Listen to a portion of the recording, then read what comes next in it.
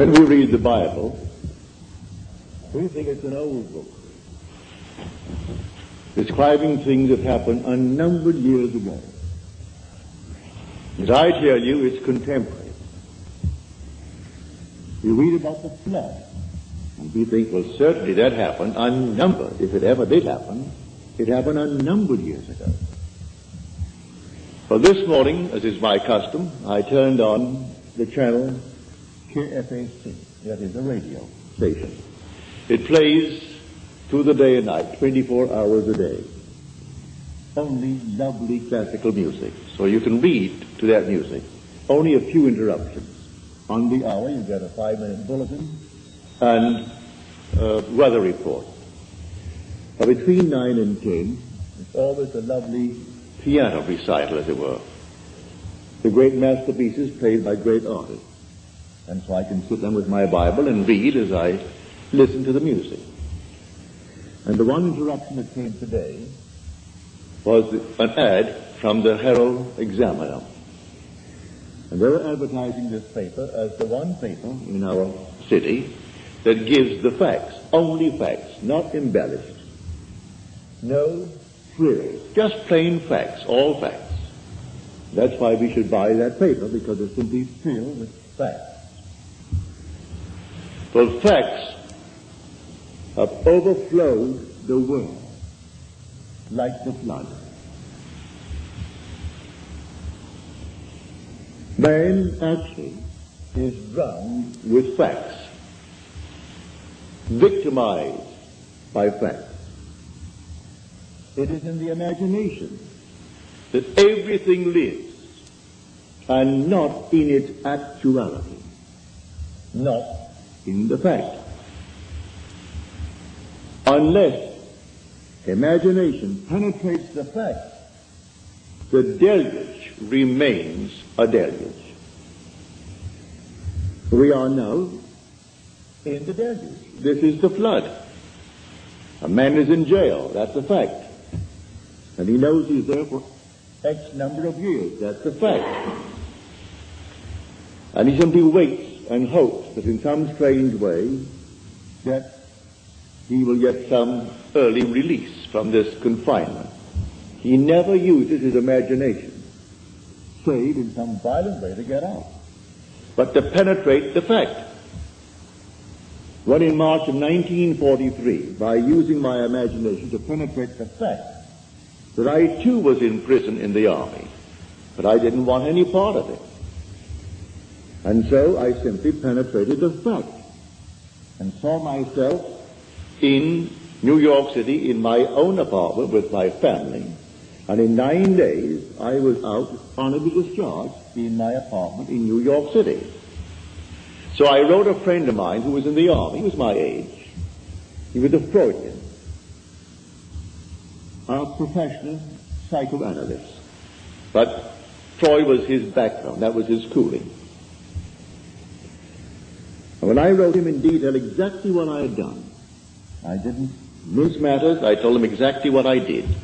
How as I simply physically slept on my little bed in the barracks, I imagined I was simply elsewhere, and the elsewhere was a definite spot in space, in New York City, in my apartment. And what I did, I could feel the bed, I could feel the things in my house. I went about feeling all the familiar objects in my apartment, and I gave them all the tones of reality and all sensory vividness to the best of my ability. And I touched everything, and it felt real. Then I went back to sleep, and then I told them exactly what happened to me that morning. And then 9 days later, I was honorably discharged by the same man that had disallowed my application. He didn't answer my letter.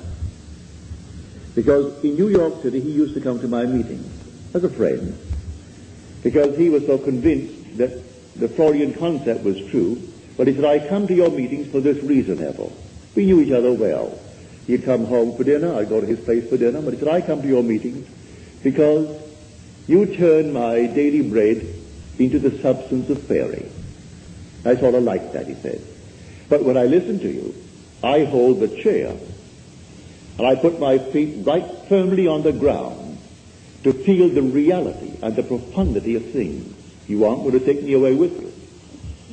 You're going to leave me right here where things are solidly real, so I feel the place under my foot, and I feel the things next to my hand, and I hold on tightly as you weave your story concerning moving off in one's imagination.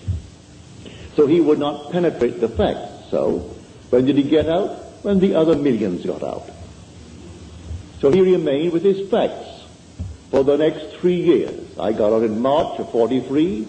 He came home to New York City in 46, demobilized as the other millions and millions of boys were.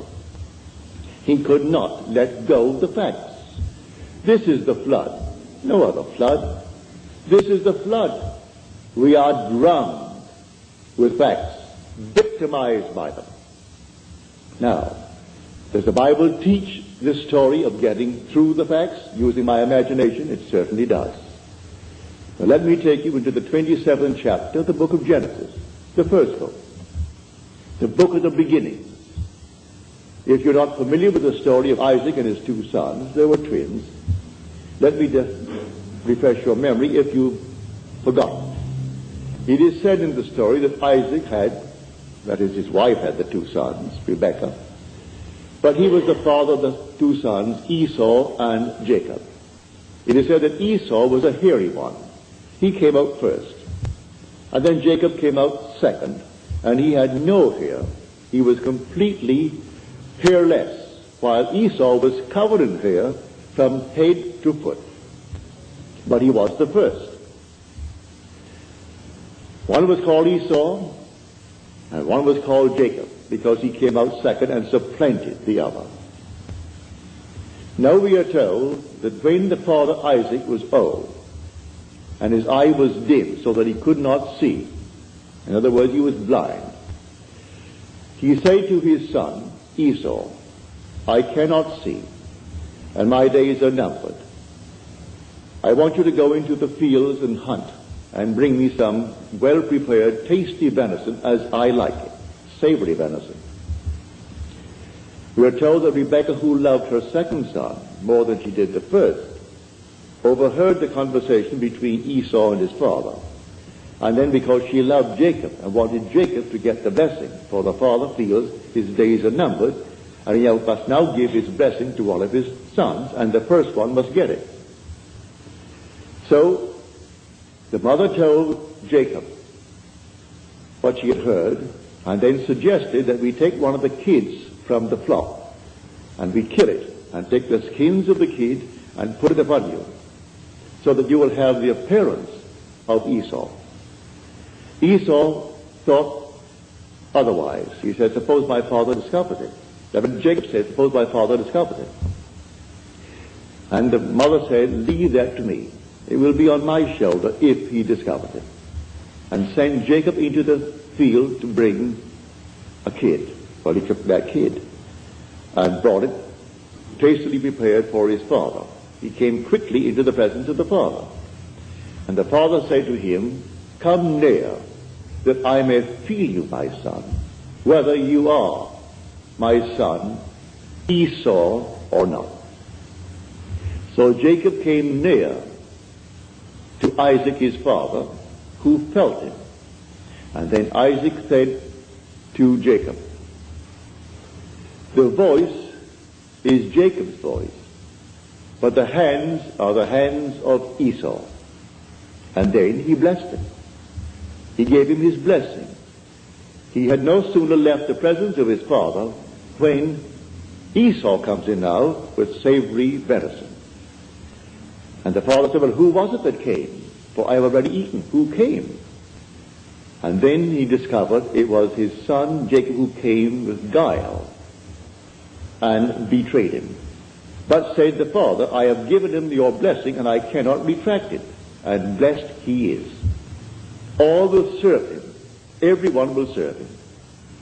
Because I gave you the blessing and I cannot take it back. Now on the surface, you will say, now what is the story trying to tell us? Well, in this same book, in an earlier passage, we are told about the ark.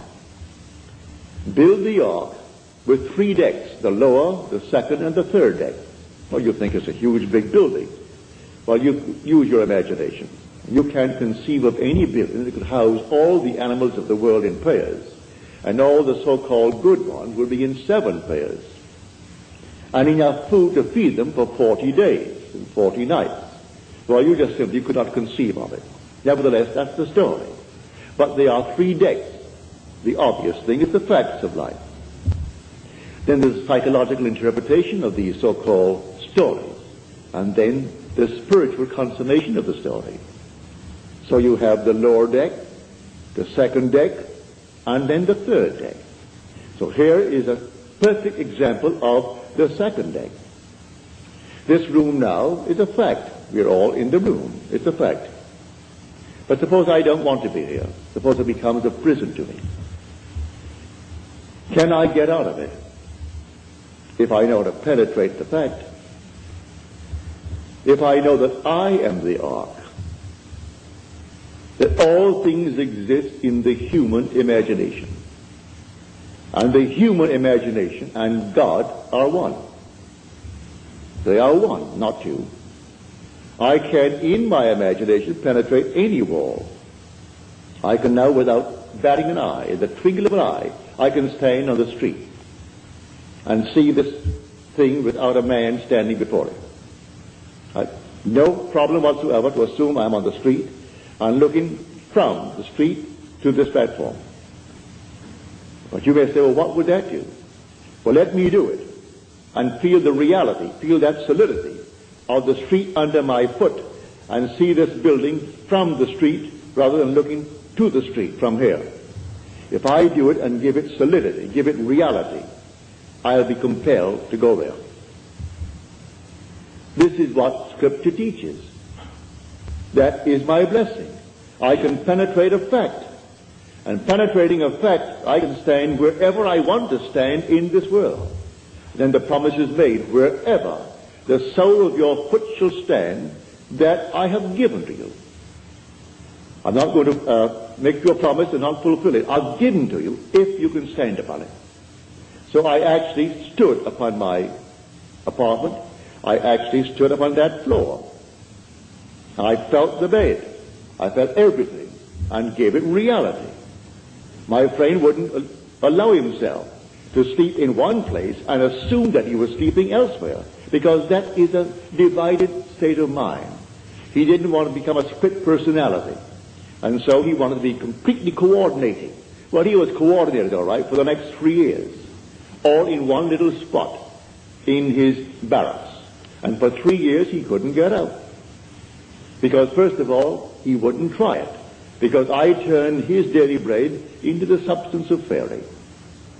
And so he did not answer my letter. I've reminded him a few times since. Why didn't you answer the letter? Well, first of all, it didn't make sense. And I don't believe, said he, that really what you did was the sole cause of your discharge. You always question it. Then I repeat it another time and tell him again what happened this time. Well, that would have happened anyway. You do it a third time. You do it a fourth time. Do you know if you did it 1,000 times, he would still say, do it once more. It will always happen as far as they're concerned. It just didn't happen because you did something. These things would have happened anyway. So why do you analyze people then? Then let things happen. We are not the creatures of circumstances, said a man who bears your name, for his first name is Israel. And Disraeli's name is simply of Israel, Benjamin Disraeli. And he said, man is not the creature of circumstances. Circumstances are the creatures of men. He knew how to create things, all in his imagination. So he said, you bear the name of Israel, but you don't apply the story of Israel. If you'd only apply it, because these things are taught us in Scripture. Scripture is not secular history. This is contemporary. It didn't happen thousands of years ago. The flood is on. And this is the flood. The whole vast world is inundated with facts, like this prominent paper. It's the evening paper, the Examiner. And they're proud of the fact they only print facts. They don't embellish it. No frills, only the facts. Therefore, buy the facts. Well, I can buy the facts. And they go all over the world to find frightening facts. I'm not denying that he didn't kill her. I'm not denying that he did not receive a sentence of X number of years. But when people ask anything of me, I'm not concerned about why it happened. What do you want? And I will simply apply my imagination lovingly on behalf of that request. I don't care what brought you to that state. I am here to simply get you out of the state. What do you want? All through the Bible, what do you want? He didn't condemn anyone. The woman taken in adultery, he didn't condemn. So what do you want? Go and sin no more. He didn't call the act of adultery a sin. If she called it, or they called it a sin, all right, call it a sin. Therefore, don't repeat it if you call it a sin. But sin is simply knowing what to do and not doing it. That's sinning. So if I discover what to do, to penetrate a fact, to go beyond the fact, and create a condition for myself, and dwell in it, and think from it, instead of thinking of it. For the great fallacy of the world is perpetual construction, deferred occupancy. Create and create in my mind's eye all kinds of lovely things I would like to realize, but I never occupy them. I do not penetrate the state and go right into it and give it cubic reality. But I know, and you know, and it's not difficult to understand why. The sense of touch is something we believe in more profoundly than we do in, say, the sense of sight, or the sense of hearing, or the sense of smell. I stumbled upon this one day in a dream. In my dream, I came upon this huge big pillar, a pile driven into the ocean. And the bridge that it formerly supported was gone now. Only the piles remained. And I knew I was dreaming. And I figured to myself, if I held that pile and I could touch it, and if it seemed to me solidly real, what I'm going to do, I'm going to hold on to that pile. In the dream, I know it's a dream, but I'm going to hold that pile as solidly as I can and compel myself to awake holding the pile. Well, I did. I held the pile with all of my might. And I said, now, Neville, you know you're sleeping. You know that you're dreaming now. Awake. And I awoke in the water.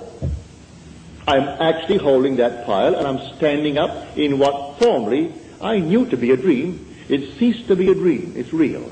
I'm in a world just as real as this. Here I am holding this enormous pile, and it's in the East Indies, not the West Indies where I was born. It was in the East Indies, a very primitive area. And then some animal came down to the beach, a strange-looking creature. And at that moment, I was a little bit, I would say, panicky. And that moment of a shaking emotion, and I woke on my bed in New York City. But I discovered that secret of feeling. So he said, come close, come near, that I may feel you, my son. He heard the voice. He said, your voice is the voice of Jacob. Come near, let me see really if you are Esau. And he did it by feeling. And so, lying on my bed one night, right here in Beverly Hills, many years ago, it must have been 14 or 15 years ago, I suddenly became aware that I am seeing what I shouldn't see. I am looking into the most marvelous interior of a plush hotel. It seemed that way to me. And so consciousness followed vision, and I found myself in the room. But I knew I was on the bed, so I came back to the bed. I'm still seeing the interior of this room, and I went back into that room. I came back again. I must have done it 12 or 20 times. It was fun, going into the room, and the room was just like this, real. Then I came back to the bed. Now, I said, I am now going to explore. Regardless of consequences, I am going to explore. And so, I went into the room. It seemed like a room 30 by 20 from the bed. When I entered it, with the decision to explore, the room closed upon me and became a third of itself. Say it became 10 by 7. And I found it was a dressing room for a huge big suite, beautifully done, but it wasn't yet occupied. It was there to be occupied, but the room at the moment, that is the suite, was not occupied. And I thought, well, now I'll go through the door. I didn't go through like some gossamer. I opened the door with my hand and I walked right through that door. I was solidly real to myself. Then I walked down the corridor. And the corridor that I walked down was intersected by the main corridor. And all the lights were on. And two ladies were coming down that corridor, the main one. But I knew this thing began as a dream. So I knew, well, all ends run true to origins. Therefore, if the origin is the dream, this is the dream. So I say to the ladies, ladies, this is the dream. This whole vast world is a dream. And then they were afraid of me. Who wouldn't be afraid of a man that suddenly appears on a place in your, I would say, walking, and tells you this whole vast world is a dream? You would think he's nuts, he's insane. And so they thought I was insane, and they got just as far as they could from me, and walked right next to the wall, duck style, one behind the other, and looking at me very suspiciously. Then I saw this object hanging from space, and it reminded me of a similar object I had seen in a friend's home in North Hollywood. So I say to them, look, see this? And I held it, and to my surprise, it isn't gossamer. This is not an after image. This is not a memory image. This is real. The thing is solid. Well, I held it, and by this time they were way down. They took one great look as they looked back at me, and then darted into the main room. And here I am standing alone, holding on to this thing. I said to myself, Neville, you know this is a dream. The origin is a dream. The end is a dream. Come on, wake up. I closed my eyes to the obvious, and I held this thing here, and I couldn't. I opened my eyes again. I'm still standing there. But how am I going to get back to my room in Beverly Hills? I didn't know what. There was no place I could go to take me back there. But I remembered, feeling is the secret. I'm holding this here now, and it's real. It's solid. I'm solid. They saw me. They heard my voice. And I walked on, and every step was solidly real as walking on here now. So I imagined that my head was on a pillow. And when I could feel a pillow under my head while I'm standing, I suddenly felt myself in a horizontal position. And my head is on a pillow. And then, all of a sudden, I could feel that pillow. But I was cataleptic. I couldn't open my eyes. I couldn't move a hand. Couldn't move a finger. And here I am, a living being in a dead body. So I said to myself, well, they'll find the body tomorrow morning, and they've got to cut it up because I'm insured for a little bit. And to prove that nobody took my life, they have to cut it up to find out why he died. Always have to ask that question. And they'll give it the name. If they can't find it, they're going to give it a name anyway. So here I am, couldn't open my eyes, couldn't move my hand. In about 15, 20 seconds, which seemed much longer than that, my little finger, I could move it. And then I could move my hand a bit. Still couldn't open my eyes. And we were sleeping in a double bed. So I pushed my hand out, my left hand, and I could feel the warmth of my wife's body. Pardon me. At that, I knew I was back on my bed. In another 15 or 20 seconds, I could, with great effort, open the lids of my eyes, and here came all the familiar objects on the walls, on the bureau, and everything returned to consciousness. Now, I stepped into a world just as real as this. I am telling you, there are worlds within worlds within worlds, and they're all here right now. Just like turning on a radio. And you turn it ever so slightly, and you have a new wavelength and a new station coming in, bringing something entirely different, and they're not interfering with each other. And these worlds are all here now, and there are people, just as we are peopling this world, and they're just as real as this world. It's terrestrial. And it doesn't, you don't walk for it. I was on the bed. I seemed to walk into it. I would say, 10 feet away? But the same area permeated the bed, and the bed did not obstruct it. And that world into which I stepped did not obstruct the house that I lived in Beverly Hills. It's all here, the whole vast world. Worlds within worlds within worlds. So I tell you, facts or the flood. That's the deluge. There was no other kind of flood. We are actually inundated with the facts of life. And these facts, we change them every day. Today, this is the cause of so-and-so. Tomorrow, that's not so. It's another cause we found. And then the next day, another cause. But while we haven't found the next cause, we believe that to be the fact. And we worship the facts. So I tell you, all things are in the human imagination. Man is all imagination. And God is man. And exists in us, and we in him. The eternal body of man is the imagination. And that is God himself. There is no other God. It's all your own wonderful human imagination. And the one thing the whole vast world aches for is the awakening of the imagination. And when it comes with the birth of the promised child, which sets a man free from the horrors of this world we call the world of nature. For nature is simply that principle on which depends the sameness of forms in transmitted life. And so the thing goes over and over. Haven't you observed a year that at a certain time of the year money is tight? All of a sudden it flows, and then at a certain time of the year it's tight. Why? It's a habit. It's a transmitted state. You fix that fact in your mind's eye, and if you got $50,000 today, and say it's the month of December when it's always tight, you're going to loan the money out or give it away before December comes by. So when it comes by, you're going to be tight again. It's a peculiar, I would say, slavery, this thing called nature, in the sameness of forms in transmitted life. Now, you can penetrate the fact and break it. And that's what we're here to teach.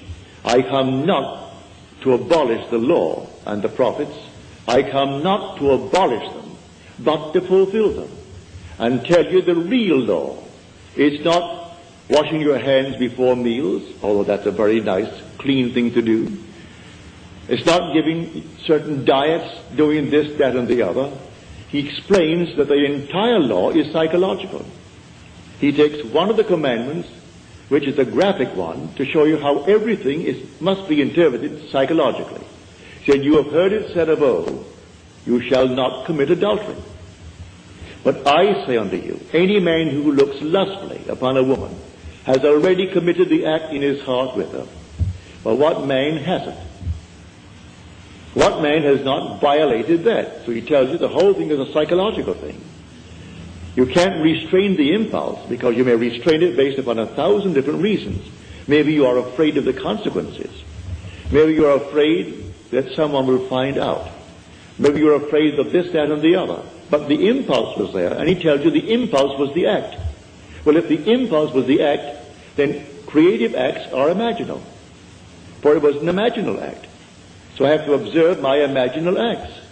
For the imaginal act is a fact. It's going to actually become a fact and then confront me. Here was a lady in San Francisco. She said, my brother, and she said to me, I think he's innocent, but I do not know the facts of the case. But he was given 6 months at hard labor. He was in the army. And I don't think my brother should get 6 months hard labor in the army. I said, you want him out? He said, certainly I do.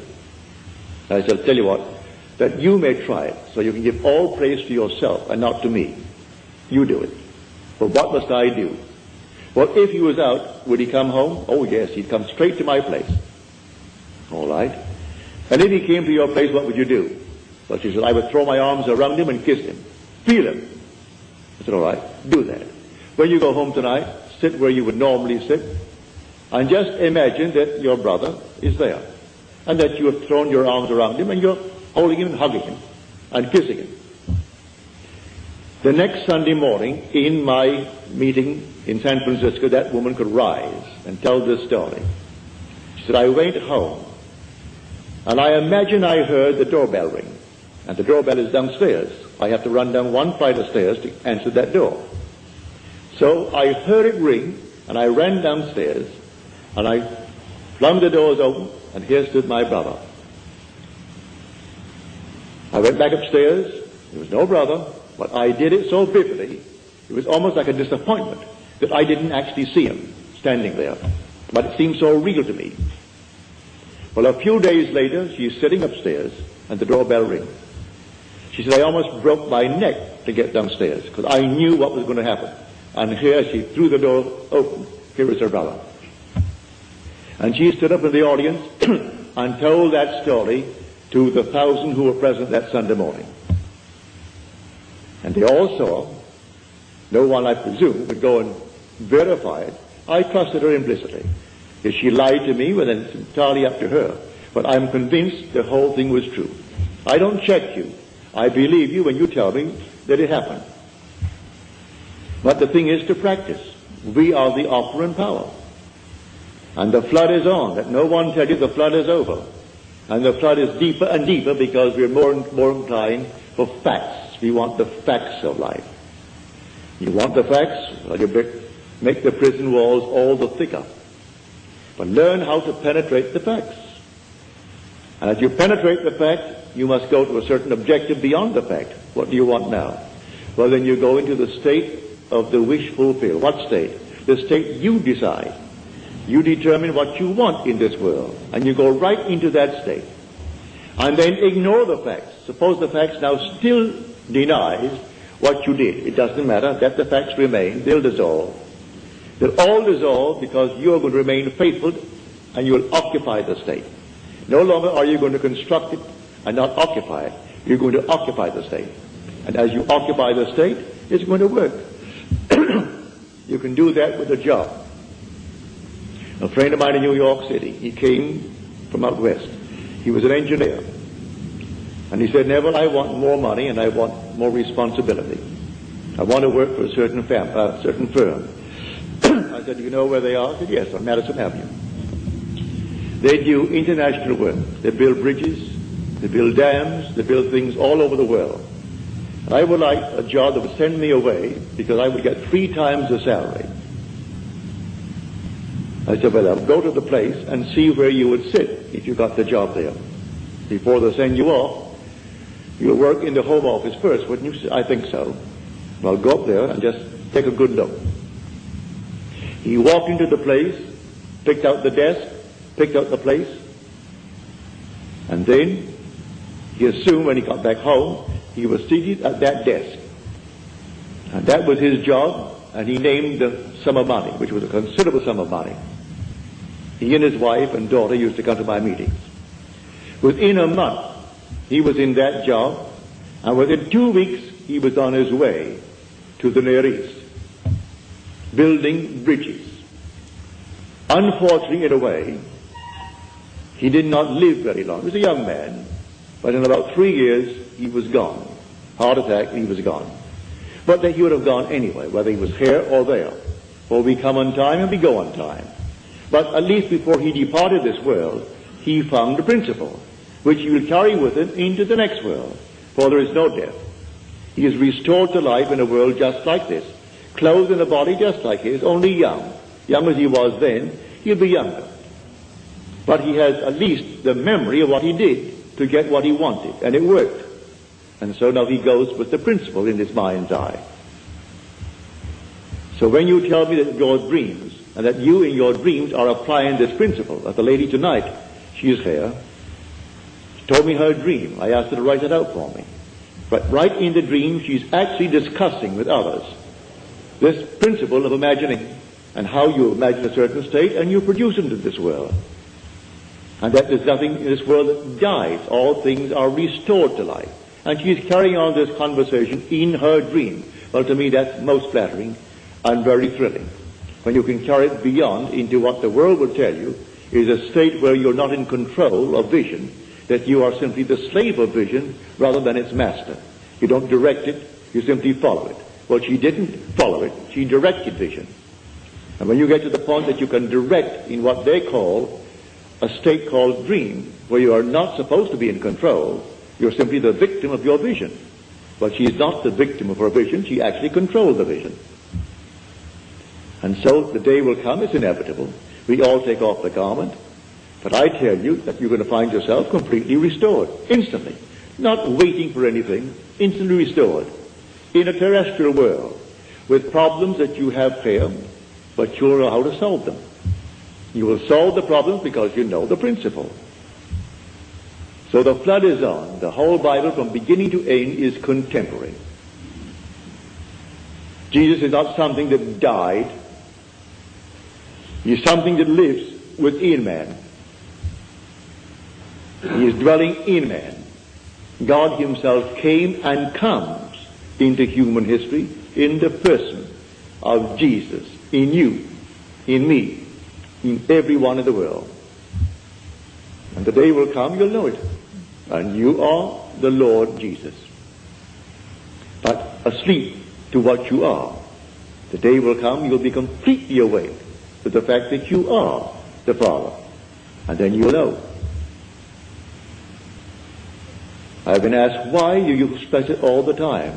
It's important, it's so important about the Father. It's the most important part of Scripture. The most important part of Scripture. Well, I can have all the power in the world and yet not know I'm God. I can have a sense of awareness where there is not a thing in the world but myself and yet not feel that I am God. But when the Father comes, and I know that I am the Father of that one and only Son of His, that I know I'm God. There's no other way to know it. If I have power that I could destroy the universe, I still wouldn't know I'm God. And if I was completely aware, as I was in 1926, when I, reading a book, it fell upon my chest. It must have been not more than 10 o'clock. I woke next morning, it's 9. And I had not turned from left to right in the entire interval, because the book was still on my chest and the light was still on my bed. And usually in the course of a night, a man turns often from side to side. How often I do not know, but we all do. No one goes to bed on his back and remains there for 9 unbroken, or in this case, almost 11 unbroken hours. So I went right down into a deep, deep sleep in a trance. And in that state, I became infinite light. There was nothing but light. And I was it. There was no circumference. I was the center of it all. No light outside of this light that I am. No sun, no moon, no stars, but nothing outside of the being that I am. I was infinite pulsing light. But still, I did not bring back the feeling of being God. Yet, evaded me. But when you see His Son, and that Son calls you Father, and you know, well then there is no doubt in your mind as to who you are. So I say it's the most important part of Scripture. And yet it's the one thing that people will question me on. Why do you emphasize it? Why do you repeat it over and over? Because the one thing in the world that you will one day experience which will convince you that you are God. Nothing in the world will convince you outside of that. But in the meanwhile, we can penetrate the facts. The man imprisoned need not be behind bars. We are imprisoned by the things that we do. All right, we can break them. Break anything in this world. A man can be imprisoned by gluttony. He can break it if he knows what he wants. Maybe he doesn't really want to give it up. If he wants to give it up, let him create within his mind's eye a scene, a simple scene that if he had given it up, a friend or some relative would know. And he doesn't brag about it. They simply know. And it's a normal discussion that he has no longing for it anymore. He has no desire for it. Didn't take any drugs for it. Didn't do anything to beat it. It just simply, it wasn't there. Like certain taste that we have in this world, all of a sudden, you've had it, you've saturated yourself with it, and you don't want it anymore. All things are acquired. Today I like, for instance, a thing called an oyster. Love them, especially those lovely Eastern oysters. But the first time I had an oyster, I thought I'd die. I was a small boy, I must have been about 9 or 10. And I went down to It was then called the Virgin Islands, owned by Denmark. They're now our islands, St. Thomas, St. John, and St. Croix. And my mother said to me, now Neville, you know, you're going to a strange place and they speak Danska. You don't understand the language, but you'll get by. But you're going to a boarding house, and there'll be maybe 20 or 25 boarding. You'll all sit at one big table together. Now you're a boy, and you do not know their habits, so watch what the lady does. And whatever she does, you do it. And I sat down at the table, and then here was this plate of oysters. I'd never seen an oyster in my life before. And then all the little things before it. But I saw this lady take a little fork from the side, so I picked up my fork. And then she took little horseradish, she took something else, then she took a little Tabasco, did all these things to it. Then she stuck it into this oyster and dipped it into all that she had done. She closed her eyes and she ate it as though you had honey in your mouth. I expected the same thing, so I did the same thing. And when I got that thing in my mouth, Lord, it wouldn't go down. I couldn't bring it up. I'm not supposed to bring it up. Mother told me that.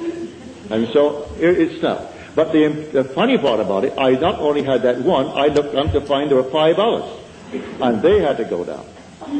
Well, that was my introduction to oysters. But now today I love them. I acquired the taste of oysters. The first time I had a drink, well, I can't tell anyone that it was something like honey to me. But I acquired the taste, and today I thoroughly enjoy a drink. I try not to go beyond a certain point, because I want to keep my faculty alive. But I enjoy a drink. I've tried and tried and tried to acquire a taste for smoking, and I can't. Therefore I gave that up when I tried it for about 6 months. I couldn't do it. I was then only 21 or 22, and I couldn't seem to enjoy a cigarette or a cigar or anything. It made me sick. So I gave it up. Never acquired it.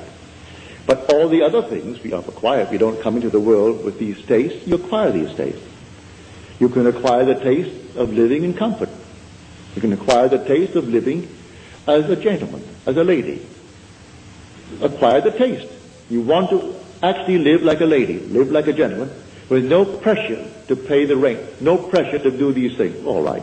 Assume that you are that lady, you are that gentleman. Penetrate the facts. The facts tell you that you're not. You don't have it. Penetrate the facts and live in the state as though you had it.